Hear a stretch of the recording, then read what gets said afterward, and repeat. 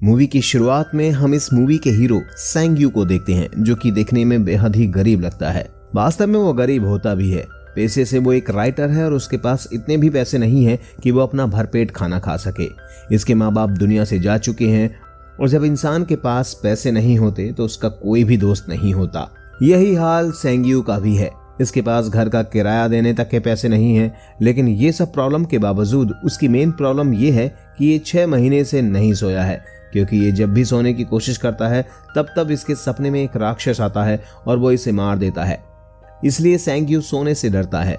एक दिन सेंग्यू स्क्रिप्ट लिखते समय सोच रहा होता है कि उसे अचानक से नींद आ जाती है और वो सपने में देखता है कि वो किसी मेट्रो से जा रहा है। तभी वहां पर राक्षस आ जाता है और वो उस मेट्रो में छेद करके सेंग्यू को पटरी पर बुरी तरह से घसीटता है, जिससे सेंग्यू की मौत हो जाती है और फिर से वो अपने सपने से बाहर आ जाता है। अब जैसे ही वो फिर से स्क्रिप्ट लिखने की कोशिश करता है तभी उसके दरवाजे पर कोई नॉक करता है। पूछने पर पता चलता है कि ये उसका मकान मालिक है और वो ऐसा दिखावा करता है जैसे कि वो उसके लिए कुछ खाना लेकर आया है, लेकिन सेंग्यू उसकी चाल समझ जाता है और वो खिड़की से कूदकर भाग जाता है। सड़क पर चलते चलते उसे वही सब लोग याद आ रहे होते हैं जिन्हें उसने अपने इस सपने के बारे में बताया था, और सब लोगों की राय उसके बारे में अलग अलग होती है। भागते हुए उसे काफी भूख लग रही होती है, तभी उसे स्ट्रीट्स स्टॉल दिखाई देती है। इसके पास इतने भी पैसे नहीं थे कि वो एक एग पेन केक खा सके, इसलिए वो एगलेस पेन केक ऑर्डर करता है। वो उसकी हालत देखकर समझ जाता है और वो फूड स्टॉल वाला उसके लिए अंडे वाला पैन केक बनाने लग जाता है। इतनी देर में पेन केक बन रहा होता है तब वो सेंग्यू अपने सामने वाली शॉप में एक लड़की को देख रहा होता है। उसका नाम हुआर होता है। वो उससे सालों पहले अपने दोस्त के साथ मिला था, जिसमें वो अपने कॉन्सर्ट में पहला सॉन्ग प्ले कर रही थी और उसे उसकी आवाज और खूबसूरती बेहद पसंद आई थी और वो उसे मन ही मन बेहद चाहता है। लेकिन अपने गरीब होने की वजह से उसकी कभी हिम्मत नहीं हो पाती है कि वो ये बात उसको बोल दे। इतनी देर में उसका पैनकेक तैयार हो जाता है। अब जैसे ही सेंग्यू सुकून से खाने के लिए बैठता है तभी उसका मैनेजर पीछे से आ जाता है, जिसका नाम सेंगजी है, और सेंगजी को देखते ही सेंग्यू भागने लगता है और भागते हुए उसका पैनकेक भी जमीन पर गिर जाता है, लेकिन सेंगजी उसे जल्दी ही पकड़ लेता है। अब ये दोनों रेस्टोरेंट में बैठे हुए होते हैं जहां पर सेंगजी नूडल्स खा रहा होता है और वो उसे डांट कर कहता है कि तुमने इस कॉन्ट्रैक्ट की इज्जत तक नहीं की है, जिस पर सेंग्यू उसे अपनी प्रॉब्लम बताता है कि वो सो नहीं पा रहा है, जिस वजह से वो स्क्रिप्ट लिखने पर कंसंट्रेट नहीं कर पा रहा है। इन सब बातों को सुनकर सेंग्जी को कोई फर्क नहीं पड़ता। वो तो उसे 10 दिन में अपना काम पूरा करने का ऑर्डर देकर वहां से चला जाता है। इसके बाद सेंग्यू जैसे ही अपने घर पर आता है तो वो देखता है कि उसके घर का सारा सामान गेट के बाहर रखा हुआ है और गेट पर ताला लगा हुआ था। इसका मतलब ये होता है कि उसके मकान मालिक ने उसे घर से बाहर निकाल दिया है।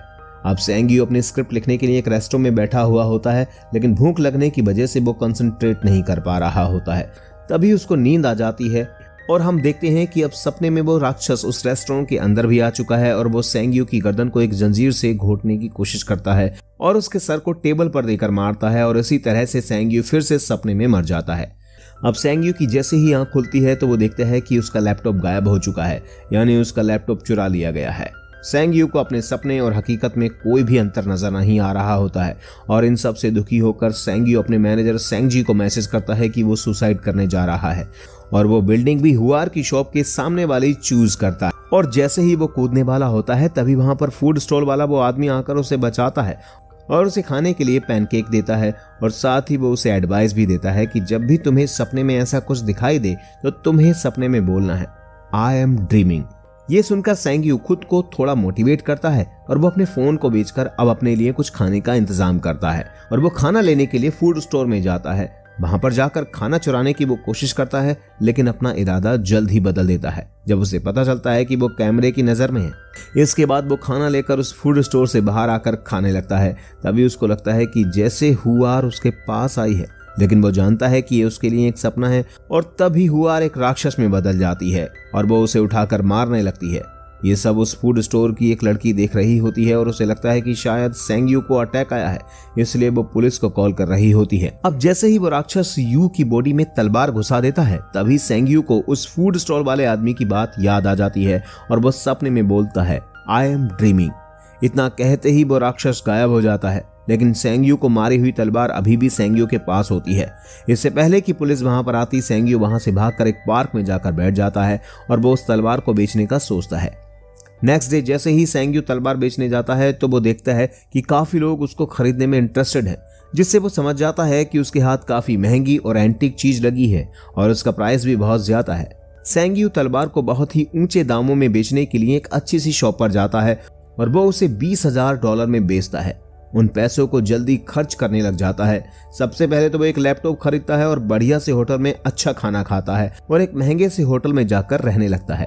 अपने लुक को भी चेंज करने के लिए वो दाढ़ी बनाता है, जिससे उसका लुक काफी अच्छा लगने लग जाता है और इसके साथ ही वो काफी सारी नींद की गोलियां उस होटल रूम में लाता है, जिससे कि उसको नींद आए और वो सपने में जाकर वापस से कोई महंगी चीज लेकर आए। अब वो खाना खाने के बाद नींद की गोलियां लेकर नींद आने का इंतजार करता है और थोड़ी देर में वो उस होटल के कॉरिडोर में घूमने लगता है और पास में रखे फ्लावर पॉट को लेकर आई एम ड्रीमिंग कहता है, लेकिन तब कुछ नहीं होता। पर थोड़ी ही देर में वो राक्षस फिर से आ जाता है। राक्षस के आने का मतलब ये था कि अब सेंग्यू सपने में था, ना कि वो कॉरिडोर में।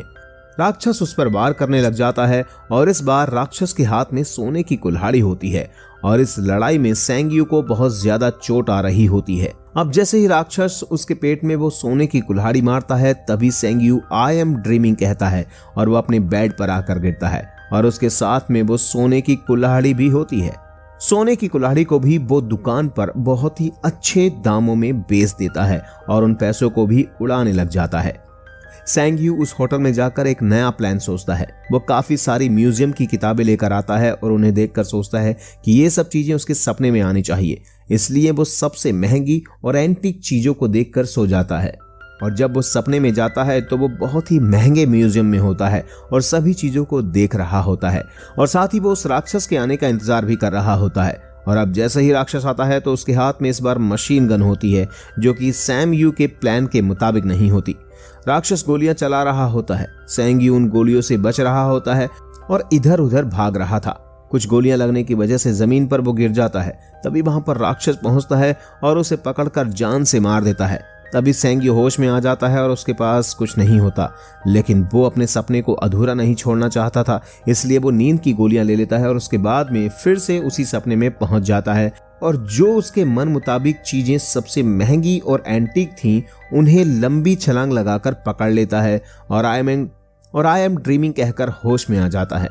दोनों चीजें उसके पास में होती हैं और इस तरह से सेंग्यू अपने प्लान में कामयाब हो जाता है। लेकिन इस बार इन चीजों को बेचने के लिए वो प्रोफेशनल डीलर के पास जाता है, जो उसे इस एंटीक चीज को खरीदने के लिए $2 मिलियन देता है। अब जैसे ही वो वापस आ रहा होता है तभी उसकी मुलाकात सेंग्यू से होती है। उसको लग रहा था कि सेंग्यू मर चुका है, लेकिन वो तो जिंदा है। इस बार सेंग्यू उसको एक बहुत महंगे रेस्टोरेंट में लेकर जाता है और सेंग्यू के दिए हुए पैसे उसको वापस कर देता है, जो उसने स्क्रिप्ट लिखने के लिए दे दिए थे, और साथ ही वो उसके लिए काम करने के लिए मना भी कर देता है। इसके बाद वो सीधे हुआर के पास जाता है और उससे पूछता है कि क्या तुम मुझे जानती हो। हुआर उसे पहचानने से मना कर देती है। अब एक रात सेंग्यू और सेंगजी दोनों ड्रिंक कर रहे होते हैं और ये सेंगजी का प्लान था ताकि वो पता कर सके कि सेंग्यू इतना अमीर कैसे बन गया है। वो उसे बेहोशी की हालत में उस होटल के कमरे में लेकर जाता है और होटल रूम से बाहर जाने का नाटक करने लगता है, लेकिन वो रूम से बाहर नहीं निकलता बल्कि सेंग्यू पॉकेट वॉलेट को चेक करने लग जाता है। लेकिन तभी हम देखते हैं कि सेंग्यू सपने से बाहर आता है तो उसके हाथ में सोने की चेन होती है, जिन्हें देखकर सेंगजी उसके अमीर होने का राज जान लेता है। इसके बाद हम सेंग्यू को देखते हैं जो कि हुआर के रेस्टोरेंट को खरीद लेता है और उसके सामने एक डील रखता है कि अगर इस रेस्टोरेंट में प्रॉफिट हुआ तो वो हम दोनों का आधा आधा होगा, अगर लॉस होता है तो वो सिर्फ मेरा होगा। हुआर सेंग्यू को आभार देने के लिए उसे डिनर पर इनवाइट करती है। डिनर करने के बाद सेंग्यू जब अपने होटल में जाता है तो सेंगजी उसकी बॉडी को प्रोटेक्ट करने के लिए वहां पर बैठा हुआ होता है। और अब हम सैम्यू को देखते हैं जो कि राक्षस के दिमाग से खेलने में एक्सपर्ट हो चुका था, इसलिए वो अब बैंक लूट रहा होता है। और देखा जाए तो वो काफी ओवर कॉन्फिडेंट हो चुका था कि वो अब जो भी चाहता है उस चीज को आसानी से लूट सकता है, और ये सारे सपने उसके अकॉर्डिंग चल रहे होते हैं और उसने अपने दिमाग को पूरी तरह से अब कंट्रोल करना सीख लिया है। और वो राक्षस भी अब उसका कुछ नहीं कर सकता क्योंकि वो अब उसे मुंहतोड़ जवाब देना सीख गया है। सेंग्यू इस बार सपने में अपने लिए रेड कलर की लग्जरी कार भी लाता है और सपने से कमाए कुछ पैसों में से एक बैग फूड स्टॉल वाले आदमी को भी दे देता है, क्योंकि उसने उसे काफी बार फ्री में खाना खिलाया था जब उसके पास पैसे नहीं होते थे। अब एक रात हुआर और सेंग्यू बाहर टहल रहे होते हैं तो हुआर गैस करती है कि वो एक राइटर है। उसका राज ना खुल जाए, इसलिए सेंग्यू एक स्क्रिप्ट लिखता है जो कि काफी अच्छी थी, और इसके बाद वो फिर से सपने में चला जाता है और सेंग्यू उसकी लिखी स्क्रिप्ट को पढ़ रहा होता है। स्क्रिप्ट काफी इमोशनल होती है और जब सेंग्यू सपने से बाहर आता है तो वो सेंगजी को उसकी स्क्रिप्ट पढ़ते हुए रोते हुए देखता है। इस पर सेंग्यू उसे कहता है कि ये स्क्रिप्ट बहुत अच्छी है और अगर हम इसको मार्केट या डायरेक्टर को बेचते हैं तो हमें काफी सारे पैसे मिलेंगे। इस बार सेंग्यू सपने में एक बेहद ही अजीब सी जगह देखता है जहां पर वो एक बूढ़े राजा को देखता है। अभी उसकी नजर उसके पेट पर बंधी सोने की बेल्ट पर पड़ जाती है और जैसे ही सेंग्यू उस बेल्ट को निकालने की कोशिश करता है तभी उसकी उंगलियां जलने लग जाती हैं, लेकिन वो हार नहीं मानता और इस बार उसके पेट से उस सोने की बेल्ट को निकाल लेता है। इसके बाद हम हुआर और सेंग्यू को उसी टेरेस पर देखते हैं जहां से कभी सेंग्यू सुसाइड करने वाला था। तभी सेंग्यू हुआर को क्रैकर शो दिखाता है जो उसने स्पेशली हुआर के लिए ही प्लान किया था।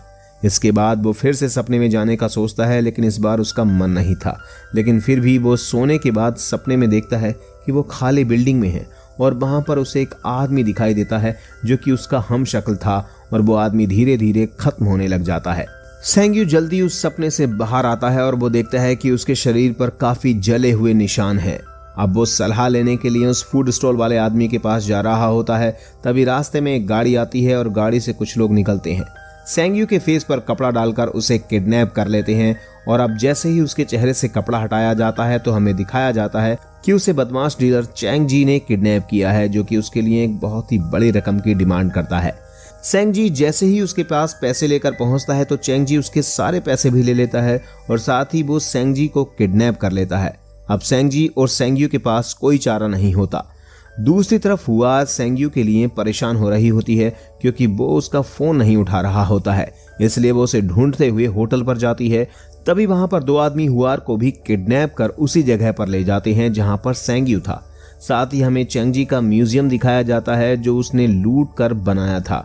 अब इन तीनों को किडनैप कर लिया जाता है। सेंग्जी को धीरे धीरे होश आने लगता है और वो सेंग्यू और हुआर के हाथ को खोल देता है, लेकिन तभी गुंडे उनको देख लेते हैं। अब हिम्मत करके हुआर एक बदमाश को लात मारकर गिरा देती है और सेंग्यू किसी को दांत से काट लेता है। तीनों फ्री होकर वहां से भागने लगते हैं, लेकिन ज्यादा दूर नहीं जा पाते क्योंकि सेंगजी को चोट लगी होती है। तभी वो लोग उनको पकड़ने के लिए पीछे भागने लगते हैं, लेकिन सेंगजी अपनी जान की परवाह किए बिना वो उन दोनों को भागने के लिए कहता है और खुद इन बदमाशों को रोकने लगता है। अब इन दोनों के पैर पकड़ लेता है, लेकिन ये दोनों गुंडे काफी ताकतवर होते हैं और कमजोर और चोटिल सेंगजी के सर को पकड़कर सीढ़ियों में मारते हैं, जिससे सेंगजी मर जाता है। सेंगजी के मरते ही वो दोनों आदमी हुआर और सेंग्यू के पीछे पड़ते हैं और जल्दी ही एक बदमाश उन दोनों को पकड़ लेता है और बहुत बुरी तरह से मारता है।